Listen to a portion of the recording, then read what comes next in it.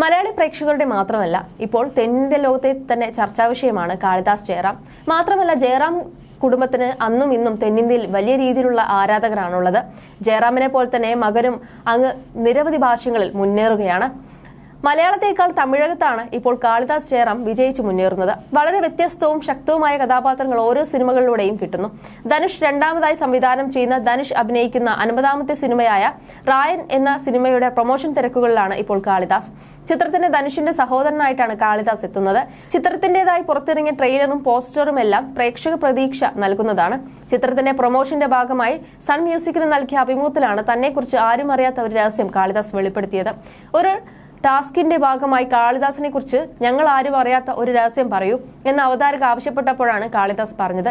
എനിക്ക് eating disorder ഉണ്ട്, ഭക്ഷണം കഴിച്ചു തുടങ്ങിയാൽ നിയന്ത്രിക്കാൻ കഴിയില്ല എന്ന് കാളിദാസ് പറഞ്ഞു. ഇത് എപ്പോഴാണ് തിരിച്ചറിഞ്ഞതെന്നായിരുന്നു പിന്നീട് വന്ന ചോദ്യം. അമിതമായി ഭക്ഷണം കഴിക്കുമ്പോൾ തന്നെ എനിക്കത് മനസ്സിലാവുമല്ലോ. മാത്രമല്ല എനിക്ക് ഓവർ വെയിറ്റ് ആയിരുന്ന സമയത്ത് എന്തെങ്കിലും ടെൻഷൻ ഉണ്ടായാൽ അപ്പോൾ ഭക്ഷണം കഴിക്കണം എന്ന ശീലമായിരുന്നു കാളിദാസ് പറഞ്ഞു. റായൻ എന്ന സിനിമയ്ക്ക് വേണ്ടി 15 കിലോ ശരീരഭാരം കുറച്ചതിനെ കുറിച്ചും കാളിദാസ് പറയുന്നു. റായന് മുമ്പ് ഞാൻ പോർ എന്നൊരു സിനിമ ചെയ്തിരുന്നു. അതിനുവേണ്ടി നന്നായി ശരീരഭാരം കൂട്ടി. റായൻ സിനിമയ്ക്ക് വേണ്ടി ധനുഷ് സാർ വിളിച്ചപ്പോൾ ആദ്യം കൂടിക്കാഴ്ചയിൽ ധനുഷ് സാർ ഞെട്ടി. എന്താ കാളിദാസ് ഇത്ര ഭാരം കൂടിയിരിക്കുന്നത്? നിങ്ങൾ ഒരുപാട് വലിയ ആളെ പോലെ തോന്നുന്നു എന്ന് അദ്ദേഹം പറഞ്ഞു. അതൊന്നും സാരമില്ല സാർ, ഷൂട്ട് തുടങ്ങുമ്പോഴേക്കും കുറയ്ക്കും എന്ന് ഞാൻ പറഞ്ഞു.